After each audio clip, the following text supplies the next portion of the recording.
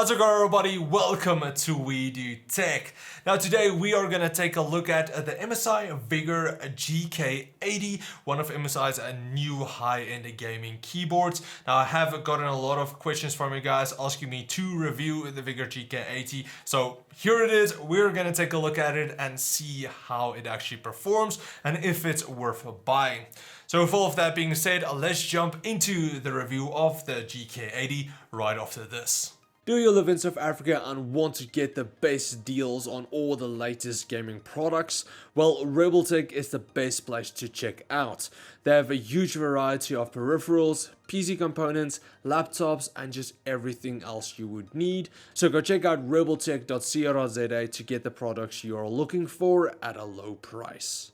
So starting off, the GK80 is retailing for around 2,000 Rand on RebelTech here in South Africa, or $130 on Amazon.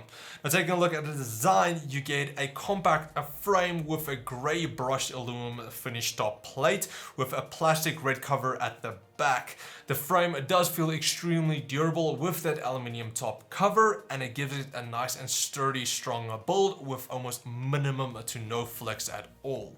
As for the keycaps, they are double shot injected with a smooth surface that makes it almost feel more like a metal than plastic really. The standard layout is all black except for the WAs and D keys, which are more silver, but you do also get a few extra included keycaps. One set the same as the silver ones, the other black like the rest of the keycaps, and then also a set of black textured rubberized keycaps. I won't necessarily use all of them, but it is a very nice inclusion, and if you want to swap them out, you can. No need to go purchase any extras.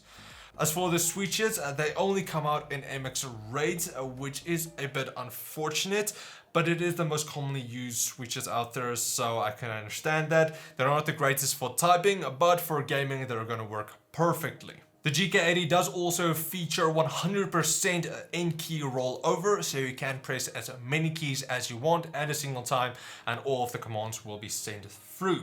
And also, here's just a quick sound test of how the GK80's MX Raid switches sounds.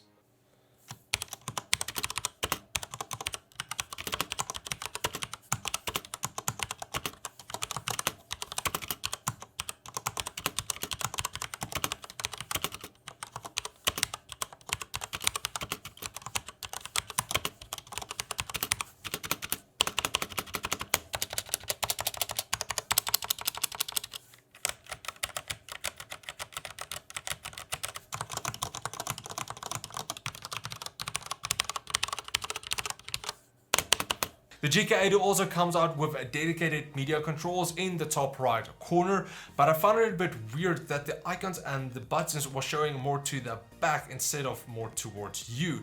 Most likely it was to reduce space, and just because of that you will have to quickly learn where each of the key buttons are. It's not really too difficult. You can just use them for a while and you'll exactly know which key is which. Then right next to the media keys, you get a USB to pass through, which is going to work perfectly for any low power devices like a mouse or a flash drive. Unfortunately, anything higher than that, like an external hard drive, it's not going to be able to power that.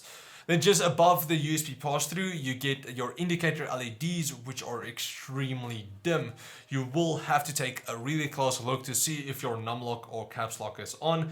I'm not too happy about this because I want to see if my caps lock or my numlock is on, but that's most likely due to being too bright for some people. I'm not really sure because you do have RGB, but yeah, it's not the overly brightest indicator LEDs.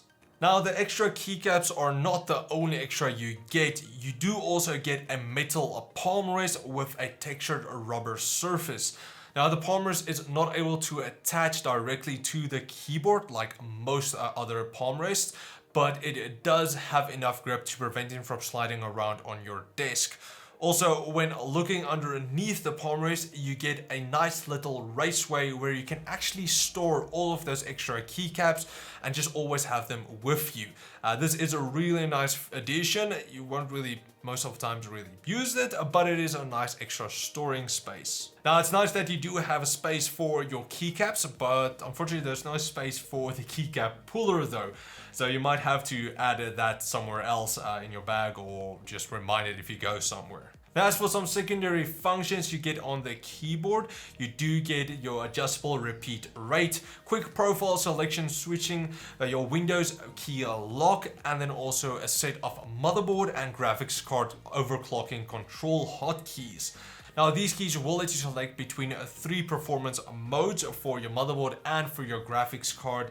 Now these keys will unfortunately only work with MSI hardware, so if you have anything else it's not going to work, but you do get your OC mode, your gaming mode, and then also your silent mode, so you can just quickly press those keys to get all of the performance or the silent mode or whatever you want. Now as for the lighting, the GK80 does feature a full per key RGB backlight and some really cool light bars here on the sides, which again we are seeing in more and more keyboards, which I honestly do like. You can also either control the lighting on the keyboard itself or in the software, which we will get into a bit later. Now on the keyboard you can control the effects, the color, the duration, the brightness, and then also customize your own lighting effects. But I wouldn't really use the on-keyboard controls that much. Changing some of the controls felt very tedious, and some of the controls wouldn't even work at all. Like turning the backlight off, it didn't turn the keys off, it did turn the sidebars lighting off, and then also adjusting the brightness, that didn't work at all. I'm not sure if I pressed the wrong keys, if I could have even done that. I mean, there's only so many keys, and perhaps it was just a fault with this specific keyboard, or hopefully they can just bring out an update if it's a more common problem. But now quickly taking a look underneath the GK80, you get a pair of flip out keyboard feet in the top corners, and then also your anti-slip pads. Along with that, you do also get some cable routing grooves for better cable management. As for the cable, the GK80 has a 1.8 meter or 5.9 feet braided cable with a dual USB connection at the end. One is for the keyboard itself, and then the other is for the USB 2 pass-through. The cable is quite a bit thinner than most other keyboards with 2 USB connections. It's not really that it's going to break or anything, I just found it a bit different, but it is a lot easier to actually manage the cable because it's not that thick. Taking a quick look at the Game Center software, which you can go download from MSI's website.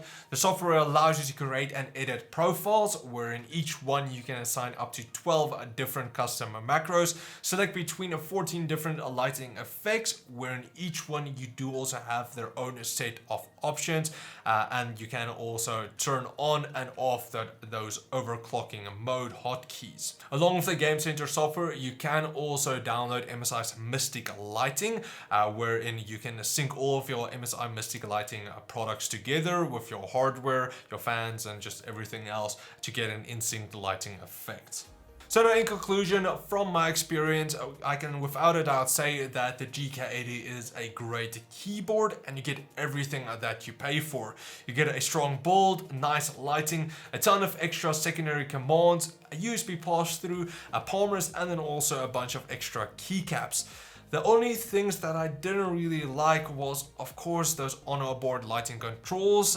It wasn't really the best for me. That it also only came out with MX red switches, which I'm not personally a fan of. The software I felt was also a bit limited with only 12 macros, and then the lighting controls wasn't that great in the software. And then finally, it was only a USB 2 pass-through. That was a bit unfortunate for me as well. If you wanted to connect the external hard drive or a USB 3 flash drive, then it wasn't able to actually handle or get the top speeds out of that. So those are the only things that I didn't like, and it's a very minimum compared to everything else you get. I enjoyed my time gaming on the keyboard, writing my scripts. It was the MX Red, but they were completely fine. and I was just really enjoying my time with it. So I would definitely recommend if you are looking for something like this, the GK80 is a very good keyboard, and especially if you're already rocking MSI hardware, then this is just going to complete your setup even more. You're going to be able to overclock your hardware and all of that just with a press of a button, which is really awesome. So that's pretty much it. I hope you guys enjoyed this review of MSI's Vigor GK80 mechanical keyboard. If you guys did enjoy the review, please like, share, subscribe, and comment as always. And then also, if you want to get your hands on the GK80, I will leave links in the video description where you can get it on RebelTech if you live in South Africa, and Amazon if you live overseas. Also, a big thanks to MSI for sending it over for a review. And then if you guys want me to review anything else, please let me know down in the comments below. But no, that's pretty much it. Thanks for watching, guys, and I will check all of you next time. Cheers, guys.